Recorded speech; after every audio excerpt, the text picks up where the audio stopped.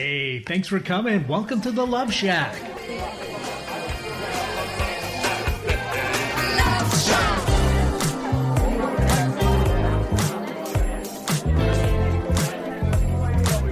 Welcome to the Love Shack, a little old place where we can get together and explore fresh perspectives, eavesdrop on juicy conversations, and uncover mysteries that nobody talks about, but absolutely influence our relationships. If you are struggling in your marriage, just starting out in a new relationship, or are single and looking to do better next time, this is the show for you. My name is Stacey Bartley, and I'm here with my co-host and lover, Tom. Together for the past decade, we have been teaching and loving on people from around the world with the sole purpose of helping individuals and couples to love more and fear less in their relationships, both with themselves and others. I want to give a quick shout out to our podcast listeners as well today. Absolutely. If you're joining us through the podcast, we sure appreciate that. Just a reminder, we're live every Thursday at 1 p.m. California time on the beautiful KKNW radio station. We share that with you. If you'd like to ask us a question live, we'd love, or you can text us a question. We'll do our best to answer it. Bottom line is, wherever you're choosing to spend a few moments with us, we sure appreciate it. We've got an excellent episode that is really filled. We'll do our best not to overwhelm you. We're excited to be here with you. Yeah, so let's talk about the topic today. We're going to talk about how to stop controlling your partner and save your relationship. Now, if you haven't had the chance to go back and listen to last week's podcast, I encourage you to after you listen to this one, because this is kind of a stack on that. So they can stand alone on their own, but boy, if you really want to enhance your understanding of what it is we'll be diving deeper into today, I really recommend that you go back and listen to that previous episode as well. But most of the time, bottom line is, when we're trying to save our relationships, we tend to focus on all the things we think our partner needs to do differently, don't we? Like, when you stop doing this and start doing that other thing, everything's going to be okay. And we have this intent focus on that. But what we don't realize is that attempting to enroll or control your partner is always, and I say that boldly and loudly, going to lead to more fights, more pain, and more problems. So what in the heck are we supposed to do then, right? What do we do when we need to solve So in the problems? absence of thinking someone else is the cause of our problems, what the heck do we do? Yeah, so we have to accept that pain is part of every relationship, no matter how healthy it is. And we need to stop constantly running from it and driving ourselves crazy by attempting to fix every issue based on what somebody is doing or not doing. We're going to dive deep into that conversation in just a moment. So stay tuned. We'll be right back.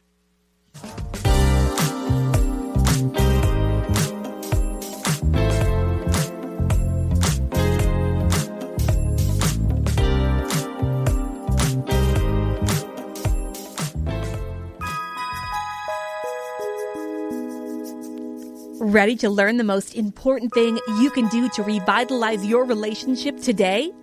Go to staceybartley.com/fairydust. staceybartley.com/fairydust.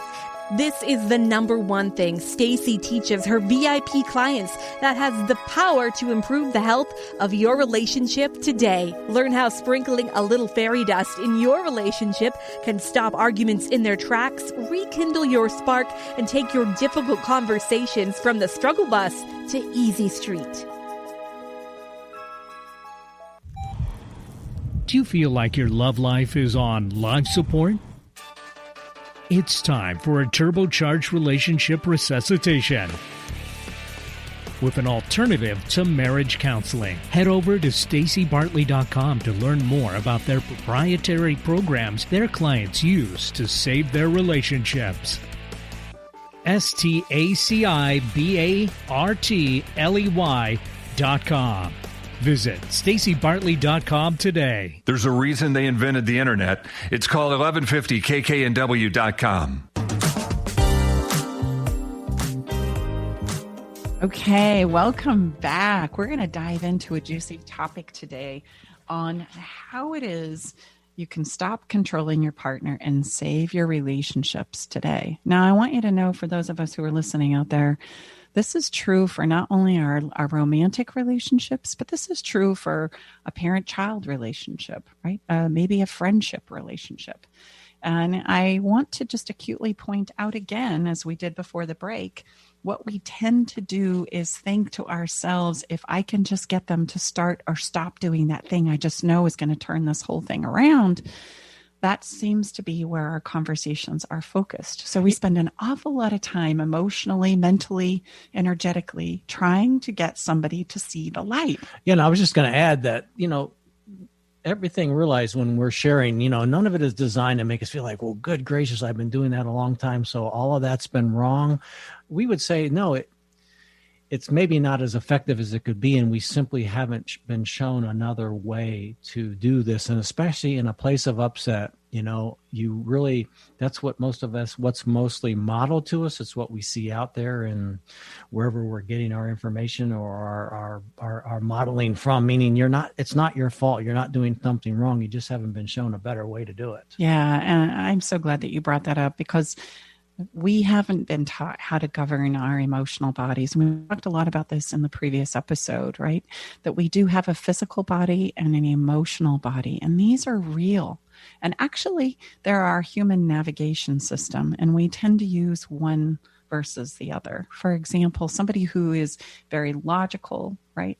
Very, very much wants to stick to the facts, right? Tends to focus on what we would call circumstantial evidence, right? This is the way it is. This is the way it went down. No questions. And that's how I govern my life. And they're going to constantly be banging on a person that they're in a relationship with. By the way, these two pairs love each other. You're typically in a logical, one party in the relationship is logical and one is very emotional in romantic relationships. Just want to point that out. So the logical person is constantly trying to enroll the emotional person into being more logical, and then everything would be okay in our relationship.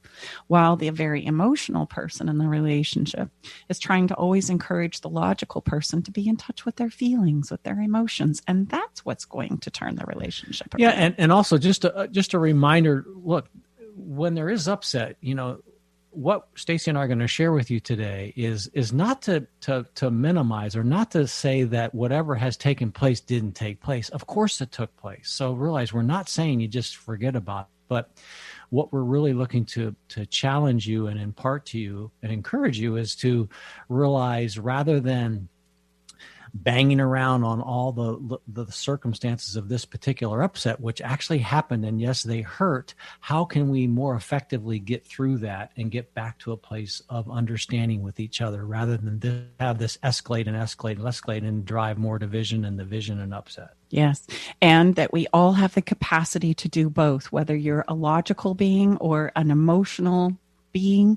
We need both. And our hope and our desire in sharing these tools and this information with you is that you will embrace, right, the ability that you have inside of yourself to develop both, right? There is not one that is superior to the other. We need both. It's our navigation system.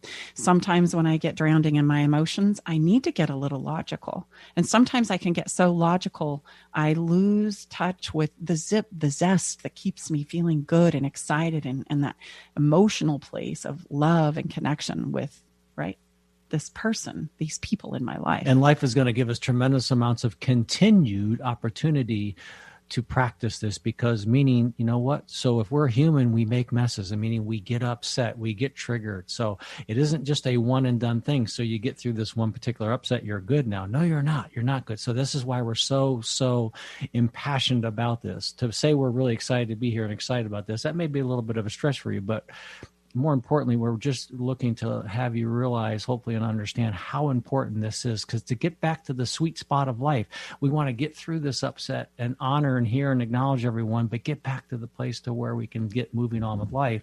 And we're going to do this over and over and over and over. And shall I say, over and over and over. How many times have we done this, Mrs. Bartley? Oh, many. But here's the thing, listener.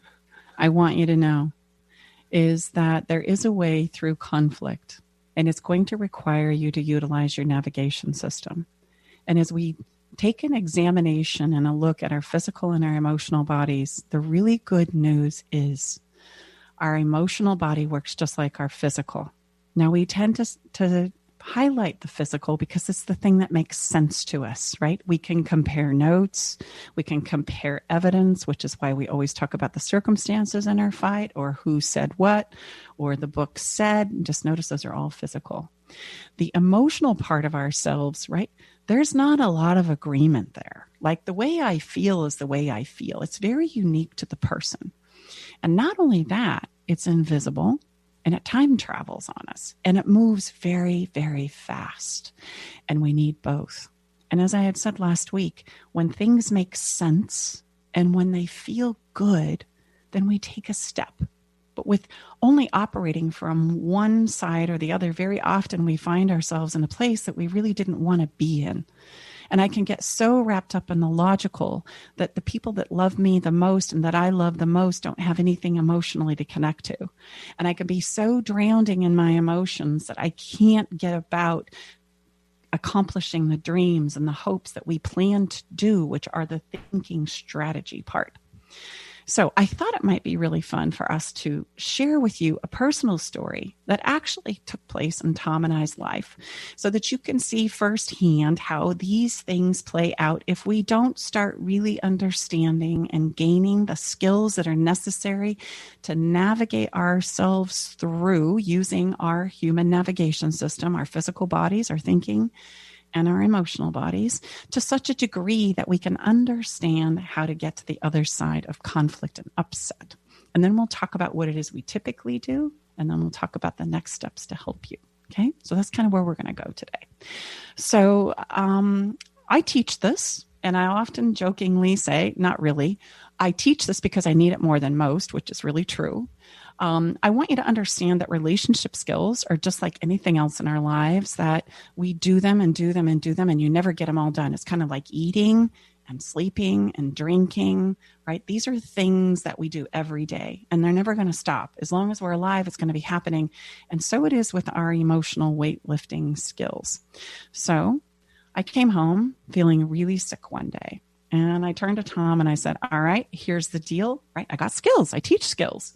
I'm going to use my skills. And I was super excited. He was home because all I wanted was for him to wrap me up in his arms and hold me tight to his, what I call whoopee, his hairy chest, so that I could fall asleep. And it was the best thing that I could think of as a remedy for my physical ailment. I wasn't feeling so great. So I come home. He greets me at the door. I ask him, I lay it out, just like we encouraged you to do last week on this episode of Love Shack. Hey, you know what? I'm not feeling so great. I want to go upstairs. I really want you to come up, join me. I want you to hold me in your arms. I want to just fall asleep in your arms. Could you do that? And he said, yeah, no problem. I'm totally on it. I'll be up in a bit. So I climb the stairs to our bedroom. I put on my PJs. I climb in my bed. And by the way, I bribed him, right? By, you can pick the movie. You will watch the movie and I'll fall asleep. I had it all planned out in my head. It was lovely. I climb the stairs, as I said, put on my PJs, slip into the bed, and I'm waiting. And remember, I'm not feeling so great. So I'm really wanting to fall asleep, actually.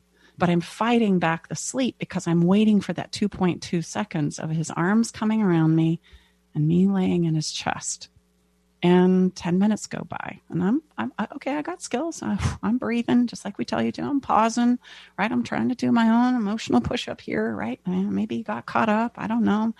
It's going to be okay. Don't worry.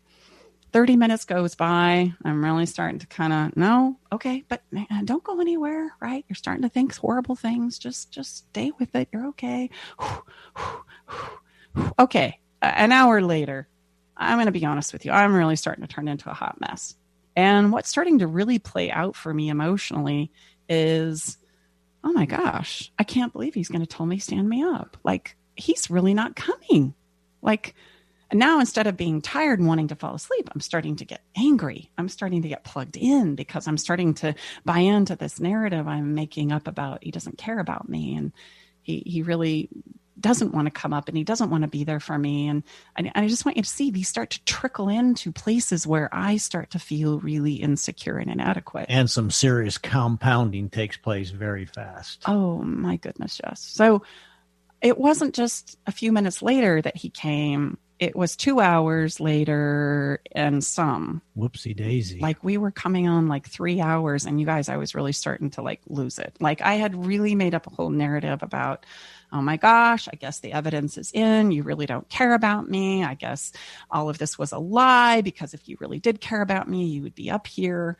And all of a sudden I could hear some noise happening downstairs. Our bedroom sits above our kitchen, and I could hear some like banging around, and it had been quiet for a while. And I thought, that sucker. But again, trying to use my skills, I thought, okay, I'm going to send a text. That's what I'm going to do. And all I could muster out that I thought was pretty good for the way I was feeling was, look, if you didn't want to come up, all you had to do was say so. And I hear the ding downstairs in the kitchen, and all of a sudden I hear whatever he was doing hit the counter, and dun, dun, dun, dun, dun, dun, dun, up the stairs, door flies open, and he looks at me. And I'm like, where have you been? And he says, what are you talking about? At least you could be grateful. And I was like, grateful? Grateful? You got to be joking me. Grateful? But you guys, that's your sign. Whenever you're finding yourself on separate pages, that's your sign that you're actually not having the same emotional experience. Remember, I just said a minute ago, your emotional experience is very unique to you.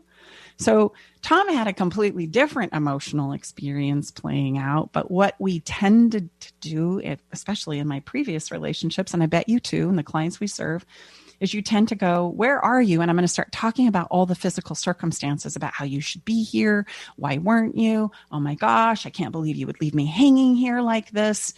And we would totally miss what's about to play out. So why don't you tell them about the emotional experience and all of this circumstantial evidence that I have against you, my dear? Stay with us. We'll be right back. Navigating the silent, complex moments of separation or your partner's need for space can feel like walking through a maze without a map. If this sounds familiar, know that you are not alone. This journey, filled with uncertainties and introspection, requires a gentle, understanding guide. Hey, I'm Brooke from Love Shack Live. We see you, and more importantly, we get it. That's why we created the Separation Support Bundle, a collection of resources designed to not just guide you through separation, but to offer comfort and clarity during these times. Our separation guide offers insights and support to help make sense of your emotions and the process of separation. And for those moments when words escape you, our guide on 10 texts to send when navigating space provides thoughtful prompts to help communicate with compassion, plus a soothing separation meditation to help ease the overwhelming moments. Because sometimes all we need is a starting point, or a way to start feeling okay again. Remember, you don't have to journey through these complexities of separation alone. Our Separation Support Bundle is here to accompany you, guiding you towards healing, understanding, and most importantly, the renewed sense of self. Visit stacybartley.com/bundle today to access your free separation support bundle. At Love Shack Live, we're all about exploring the real stuff that relationships bring, the good and the challenging. So let's tackle this together, because even in the hardest times, there's hope, growth, and yes, even love to be found. Absolutely. I'm visualizing if we were watching a show, how they rewind back, and you rewind back. Okay, here's what happened in my side of the story. Stacy came into the door, was, ladies and gentlemen, wiped out. I mean, we both are blessed. We don't get sick very often, but I could tell, I was like, oh man, you need to go to bed, right now, do not pass go.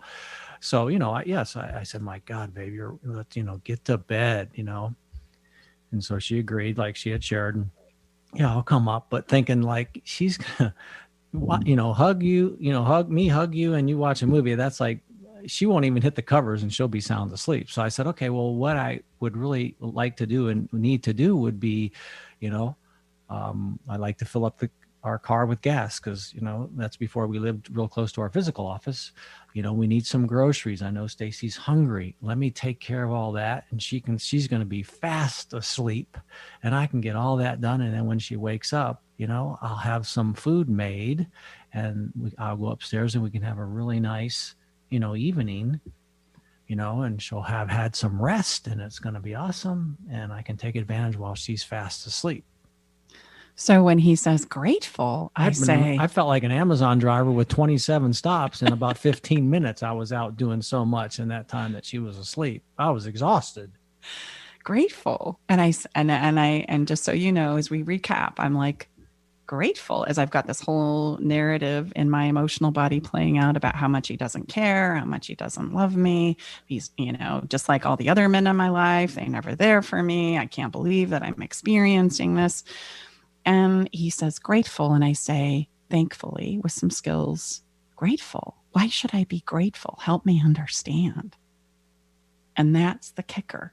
And he was able to say, well, babe, gosh, since I saw you downstairs, I ran around to fill your car up with gas, and I stopped by CVS, and I picked up cold time, at nighttime, daytime, cough drops. Middle time and in between swung by time. The grocery store, and I'm downstairs making you something to eat right now. Yes, at least could be a little grateful. Why are you banging on me about how long it's been? And I went, oh, gosh, I am grateful. Now, a couple things I want to point out here. Number one, Tom and I have been together for a decade. So if we were to just say he did one act of kindness to show me how much he loved me every single day, let's just take 365 days for a year times by 10. It's easy math. 3,650 times he's demonstrated to me that I'm important to him, that he loves me, that he cares about me. Our relationship is valuable to him in his life. And there's this one time where he didn't, or I felt like he missed the mark, and I flushed those 3,650 times. That's how easy this happens. And it's amazing when you get into your hot mess emotional place of pain, you totally forget about all of those great times. 3,650 of them. And I assure you, Tom does way more than once a day to demonstrate. So that number would even be greater. But when we get into our emotional places of pain, we go crazy places. In our body of work, we call it our movie because we make up a whole narrative that may not be true. And the tragedy happens like this. Let's say, for example, Tom and I didn't have the skills that we just talked about, that I didn't have the ability to pause in my emotional weightlifting and say, grateful. Wait a minute, help me understand why you think I should be grateful. What typically plays out is I would say, grateful. I'm not grateful. You blankety blank. I can't believe that you didn't come up and you're right. You weren't there for me. We all know the truth. The evidence is in, scram, Sam. Isn't that what we do? Or I could have somewhere along the hours that were ticking by in minutes, which seemed like days for me, decided that forget about it. I'm going to roll over and go to sleep. Forget about it. I'm not going to address it. I don't know how to address it. I'm just going to go to sleep and forget about it. But I don't forget about it because what is running in my emotional body is this narrative, this story that I have made up. So the real tragedy happens when the sun comes up the next day and I wake up with this story. And this story says just what I've described to you. He doesn't care about me. This relationship is important. After all, the evidence is in because I don't know any better. And what happens is then I live that day as though that narrative is true. This is what we mean when we say we show up as good as we feel. And when I show up as good as I feel, I'm showing up like he doesn't care about me. Well, then I make up a narrative like I don't care about you. All right, I'm pushing him away. I'm not wanting to talk. I'm not wanting to engage. I'm trying to give him the clue and the sign that you've really hurt me, but I'm not going to say so. So I just push you away. And then I build and I stack on that and I look for more evidence to support that experience. And guess what? Tom is going to do the same thing. He is going to get pushed away after running his fanny off for me. And he's going to go, what the heck did I do wrong? Why isn't this working? I mean, gosh, I just wanted to be there for you. And now you're pushing me away and you're treating me like I don't matter and that what I did doesn't matter. And so now he's going to make up a whole narrative about that himself. Right. And then we're going to go about gathering that evidence we talked about. Right. Oh, yes. Oh, yes. I'm going to go 2 doors down to my girlfriend's house and I'm going to knock on the door and I'm going to say, you know what he did? Because I'm still upset. I'm still hurt. I'm still dealing with this emotional experience in my body. And I'm going to go, I can't believe it. I laid it out for him. I told him what I needed. I told him to come upstairs. I told him all I needed was for him to hold me in his arms. I was feeling crappy. And you know what? I waited for 2 hours, Sally, 2 hours, and he never came. And so I finally just got ticked off and rolled over and went to sleep. Can you believe that? And she's going to go, oh man, what a jerk. And Tom's going to find his evidence too. And I'm going to talk to my bros and think, you know what? I ran around like a dang Amazon underpaid driver. Bless you, Amazon drivers, so much for what you all do. And I'm running around like a chicken with my head cut off. Nasty, cold winter night, getting all types of tonics and lotions and cough syrup and gas filled. And that's the way I'm treated. And them dang women, we can never figure out what the heck they want us to do.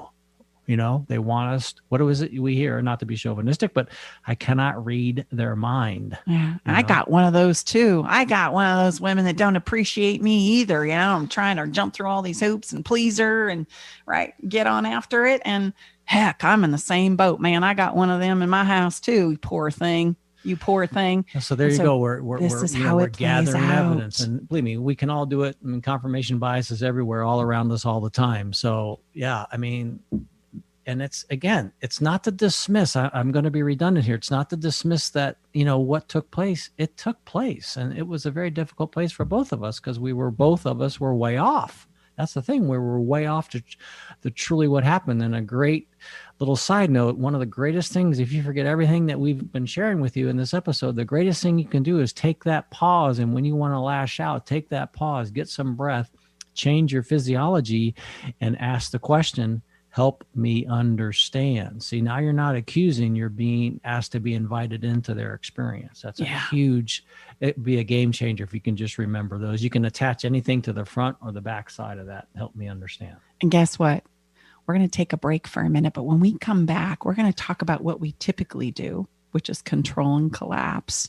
And we're going to talk about, okay, how do we start setting it up so that we can have some wins out of this instead of stacking on a story that isn't really true, and get to the heart and the bottom of what actually is driving your relationships. We'll be right back.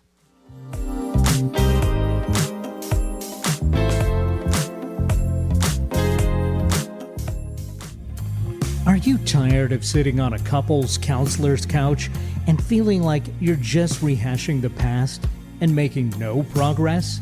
Do you feel like you're holding on to your relationship but panicked you're losing your partner? It's time to learn how to deepen your connection, finally resolve the arguments that keep coming up, understand yourself and your partner, and create the level of intimacy you've been dreaming of. It's time for love to tingle your toes again. Schedule your private session with relationship expert Stacey Bartley at staceybartley.com/checkup. Do you feel like your love life is on life support? It's time for a turbocharged relationship resuscitation with an alternative to marriage counseling. Head over to staceybartley.com to learn more about their proprietary programs their clients use to save their relationships. staceybartley.com. Visit staceybartley.com today. Ready to learn the most important thing you can do to revitalize your relationship today? Go to staceybartley.com/fairydust. staceybartley.com/fairydust. This is the number one thing Stacey teaches her VIP clients that has the power to improve the health of your relationship today. Learn how sprinkling a little fairy dust in your relationship can stop arguments in their tracks, rekindle your spark, and take your difficult conversations from the struggle bus to easy street. Make us part of your daily routine. Alternative Talk 1150.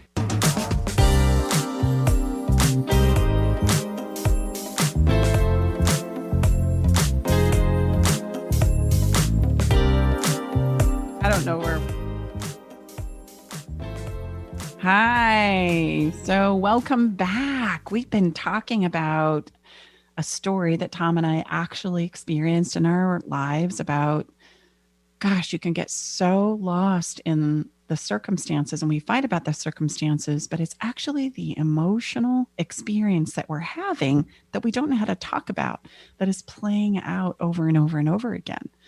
And those emotions cause us to make up a narrative that in our particular case wasn't true. And then the tragedy for us all is we start stacking on that narrative and that experience emotionally without vetting it out or knowing how to talk about it, as though it really was the reality, gathering evidence to support that. And if you've ever wondered how it is you were so in love in the beginning and 6 or 7 years later, you are so at odds, this is how it happens, because we don't know how to talk about the emotional experience that I'm having, nor did we realize that talking about the circumstances is always going to lead to a fight, not the solution that we're looking for. Now, last episode, I keep referring to that, but it's so important. We talked about the comparison of knowing how to manage our emotional bodies with the example of relating to our physical bodies. And thankfully for us human beings, the care of one, our physical bodies, is just like the care of the other. So if we ever get confused about what to do emotionally, we can look to our physical and how we handle our physical pain as a benchmark, as a way through, right? It works the same. It's same. However, we don't realize that. This might be the first time you're ever hearing that, and that's okay, right? But what's important is that we understand we've got to learn how to do this emotional weightlifting piece. And that's going to make all the difference in the world, because then when it comes to solving our emotional problems or our emotional pain, we're going to know how to get through it. And we're going to walk you through that right now. Yeah. And a quick emotional weightlifting, we say that we use that a lot in our body of work.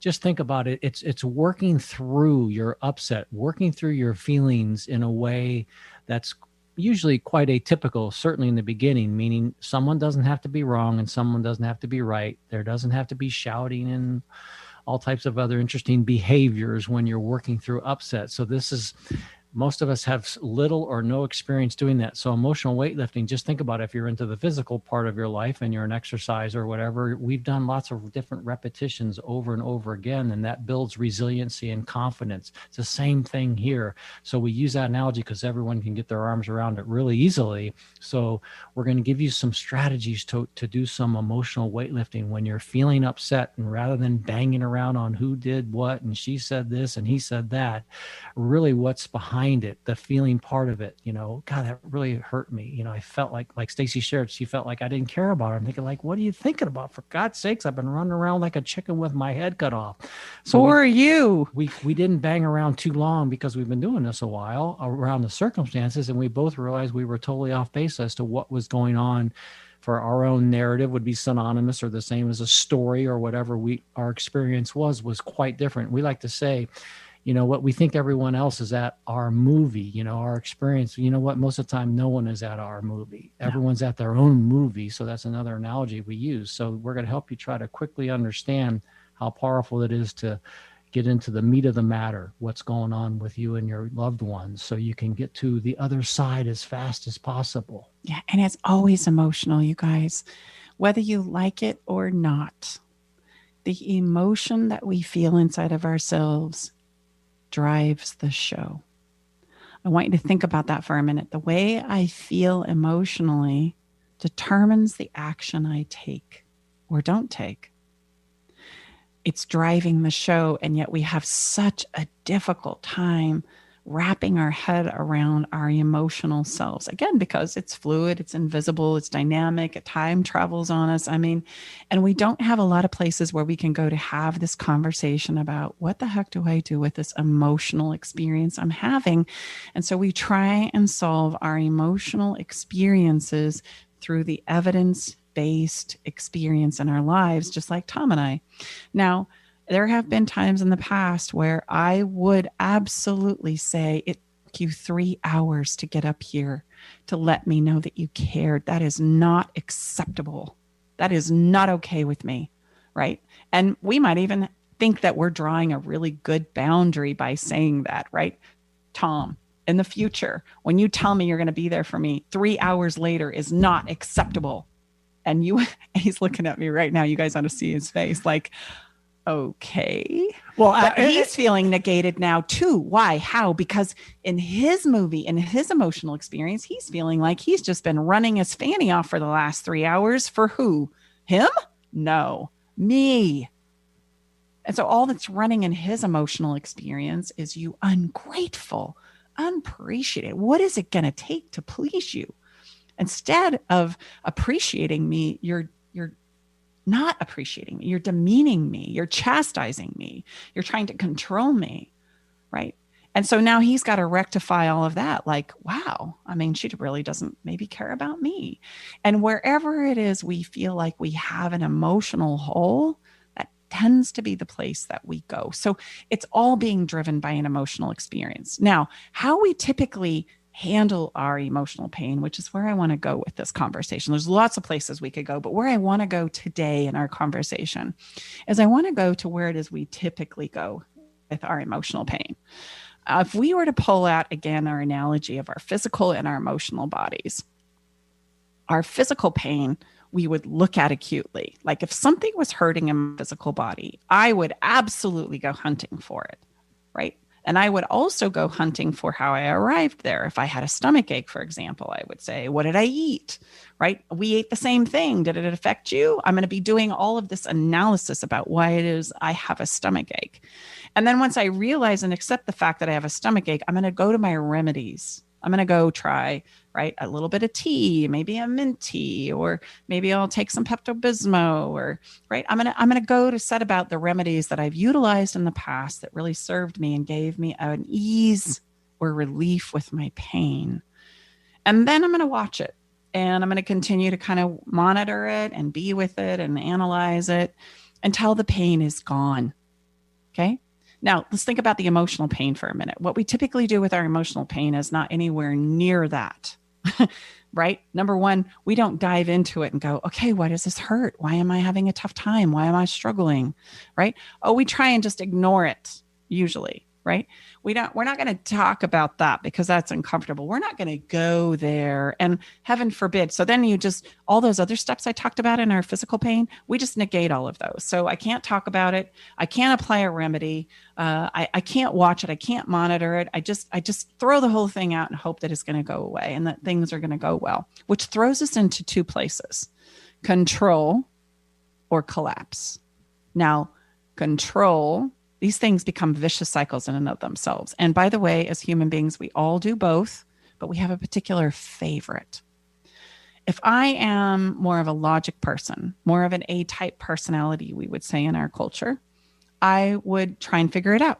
And I'm going to try and figure them out. And I'm going to read books, and I'm going to take surveys. I'm going to do personality quizzes, and I'm going to be after it, man. And I'm going to be on them to say, this book says, this person says, this is the answer. This is the solution. So-and-so says, right? And I'm trying to control the situation. I'm trying to enroll my partner into doing the thing that I've discovered on my own about what it is we need to do in order to solve our problem. And I call this person doing all the emotional weightlifting of the relationship. Like they are taking on way more than they should. They're trying to solve way more than they have the capacity to. And they think that at the end of the day, if I just figure out how to get my partner enrolled in all of these things I'm finding, everything is going to be fine. That's a person who does control. And the thing about a person who does control is they're going to get exhausted. So let's talk about the other side of the equation for a minute. Let's talk about the collapse side, because that's the other favorite that we go to. The collapse side is the person who doesn't want conflict. We don't want there to be a problem. I'm going to just go along with, honey, anything you want is fine, right? I'm in it for the long haul. I love you, right? You need me to do that? No problem. I'm good. I'm good. And I put up with, and I go along with, and I get enrolled in a lot of things that really at the end of the day don't work for me. I don't want, doesn't feel good. It's not my hope or my expectation or my dream, but heaven forbid, I don't want to let that known. right? And you're really doing some things that irritate me, but I'm not going to let you know. It's going to pass. It's going to be fine. I mean, I love you. Love sees us through, right? I mean, love solves all problems. Until that one day when I can't take it anymore. And then I'm going to have a problem.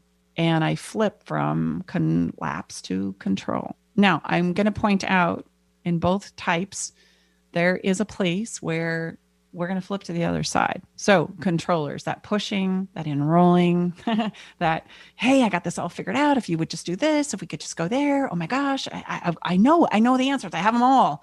I'm not asking you about your emotional experience, even though it's different than mine. I'm just going based on this evidence and enrollment and control and push. And I can't take it anymore one day. And I realize that I'm tired, I'm exhausted, and I collapse into usually a puddle of tears or a fit of rage. That I can't take it anymore. I can't believe it, right? If you would just do what I say, this would all be fine. And I withdraw and I collapse because I can't take it anymore. I'm tired, I'm exhausted, only to find myself in a place after a moment of collapse, maybe days, hours, minutes, time is irrelevant here, of saying, oh my gosh, nobody's going to figure this out, which rolls me into being back into the control position. Now, if I'm a collapser and I've collapsed and I've gone along with and I've put up with and I've negated what I want, what I hope for, what I need, because I don't want conflict and I don't want to expose my vulnerabilities by asking or exposing myself in any way, I'm going to collapse until that one little moment. And I don't even know that it's coming, because there's going to be a moment where it's just too much, right? There's a capacity in my emotional body that we'll talk about in a minute. And I'm going to lose it. And I'm going to go to the closet and I'm going to pull out my bat of truth. And I'm going to tell you about every time I was disappointed and every time you failed me and every time this didn't work. And I'm going to let you have it. And it's not going to just be about this moment. It's going to be about yesterday and the last week and the last month and maybe the last 25 years that we've been together. And I'm going to, oh man, I'm going to let you have it. If you're forcing me to go there, oh, it's all coming out, my friend. Until I realize the destruction and the devastation on the faces of the people that I love. And I go, oh, see, I shouldn't have said something. I shouldn't have gone there. I should have kept my mouth closed. And I collapse back into a place of now trying to hold my emotional, right, experiences once again. So it sounds like you have just wonderfully described what we would call a vicious cycle. That is a vicious cycle. And that's where most of us live in our relational experiences. Why? Because relationship is all emotion. But here, my friends, I want you to hear me. Our lives are an emotional experience, if we will allow it, right? And we need both. I'm going back to our navigation system here. We need our physical, logical capacity. That's valuable. But I also need my emotional capacity to feel. And so the first thing that we need to understand is that doesn't work. Control and collapse, that's where we've been taught to go. That's what's been modeled typically for us. That's the demonstration that we're all so familiar with. And as human beings, we do both. We just have a particular favorite. So if I were to ask you right now, where do you go? What's your first go-to when it comes to solving the problems of emotional pain? Do you go to control or collapse? What would you say, honey? I would say collapse. Yeah. And you know where I go? Control. Absolutely. I'm going to try and figure this out. Okay.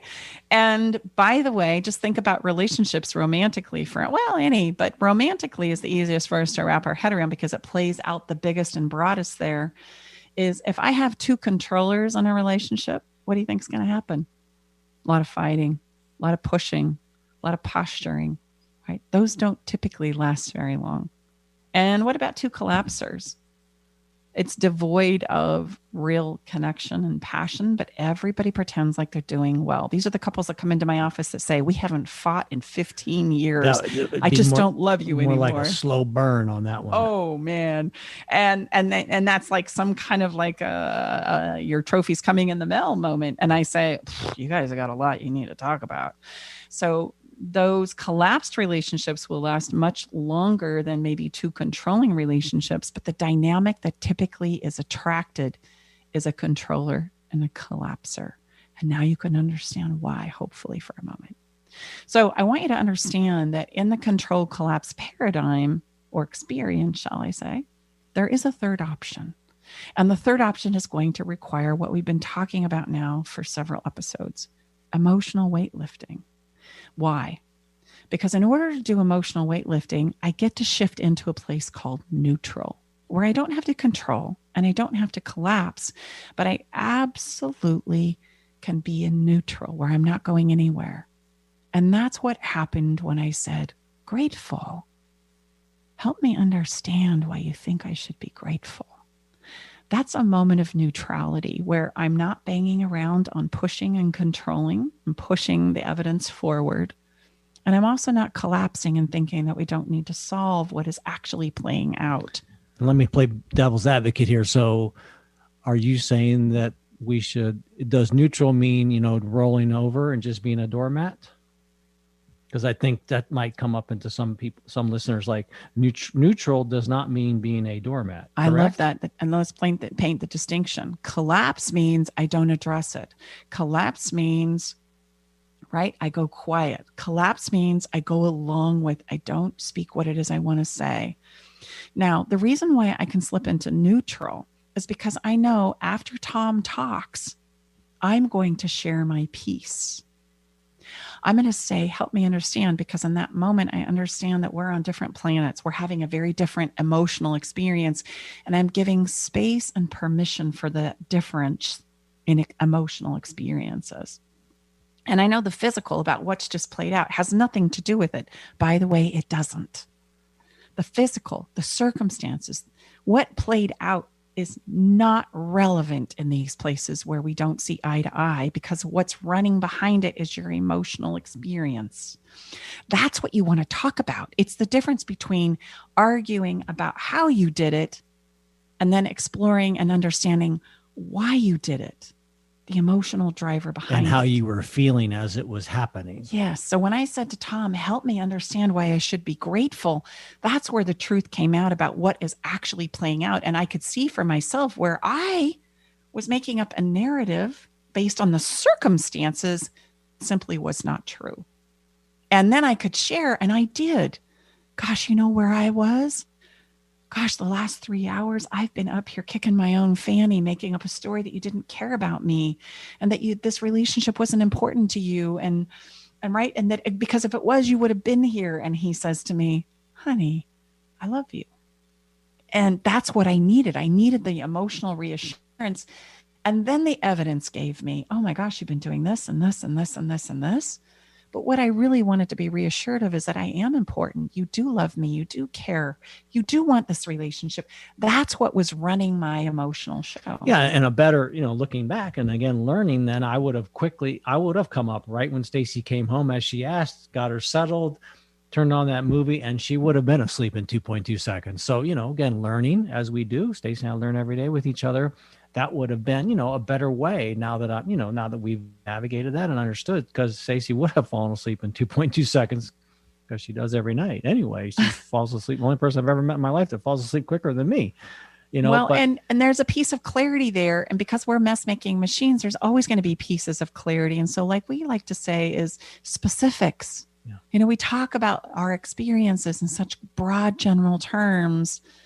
The specifics are catnip for our souls, our emotional souls. And so let's talk about what we need to do now before our time is up, which is growing short. All we need to do is take a moment when we're feeling emotional pain. And I want you to think about why it is you feel pain, just like you do with your physical body. Okay. I want you to look at it.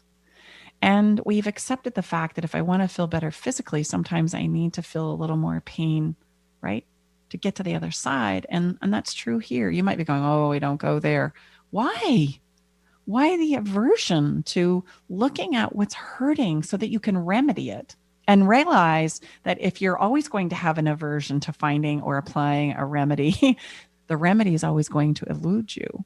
Why does it hurt emotionally? And in our story and in our example, what was hurting for me was the thought that Tom didn't care And then the evidence came along to support it. And when I realized he was doing all these other things for me because I was able to slip into neutral, right? Neutral happens when I pause, when I take a breath, and when I realize we're on different pages, or when we're banging heads about a particular, subject matter. I recognize and realize there is an emotional driver that is very unique to him underneath it. So I want to know about that. And then I can stay in neutral, not collapse, because then I'm going to share with him what was playing out in my emotional experience as well. And the highlight of neutral is, if I want the space and permission to feel the way that I feel, then I need to create that permission for my partner, whoever I'm trying to be in relationship with. That, my friends, is the epitome of unconditional love. It's not sacrifice of self and substance and resource. It's permission. That's love. For me to feel the way I feel, and for you to feel the way you feel, and to recognize and realize very seldom do we interpret the same experiences in the same emotional fashion as each other. But that's what gives us the ability to share it too, just like we did in the beginning, that creates the connection. Tom and I felt more connection after that experience we had when we all realized what was playing out. I came to a deeper place of, I love you. You really do love me. You really do care about me. You really do care about our relationship. Yeah. And I would add that the power of a pause too, there's absolutely, confirmed physiological benefit, because it's going to slow your brain down as well. And when you can slow your brain down and bring in some oxygen, and it's going to give us the ability to listen, because when we're triggered, let's just be honest, at least I know for myself, when I'm triggered in a hot mess, I can't listen, even as dead on as it is. So you're also playing into what we know, how our physiological body is designed. So the power of a pause is incredibly powerful. It sounds simple, just like many things. It's not always easy. It's going to be the hardest thing you've ever done. But when Why? you can Because take it, it's going to be very powerful. Yeah. A pause is easy to talk about. Neutral. We're talking about neutral, not control, not collapse, but neutral. The easiest way for you to go to neutral is to take a breath, close your eyes, and pause. That's going to buy you some time. And the time is needed because feelings travel faster than thought. My brain only has the ability to process so many bits of information all at one time, but I feel it instantly. And so I need to give that brain a chance to kind of catch up. And that's where we start looking for, why the pain? Why does this hurt? And then probably something you've never thought about doing before in your emotional experiences. What's the remedy? We don't have remedies because we don't think in terms of remedy. Like, what would ease my emotional pain right now? What could I ask for? What could I experience? What could I share? What could I understand that would ease my emotional conflict that's happening inside of myself? And without that pause, you're never going to be able to get there, because, right, my brain is scrambling. I've checked out a long time ago. You're still barking at me, and I'm now dropping into emotion, and that's running my show. And I'm speeding up, thinking that if I speed up, I'm going to be able to get ahead of it. Yeah. And I would add another P to that. It's pause, and then it's practice, because again, it sounds real simple, and it is, but because of how fast things are moving in this place of trigger that we all experience many times a day.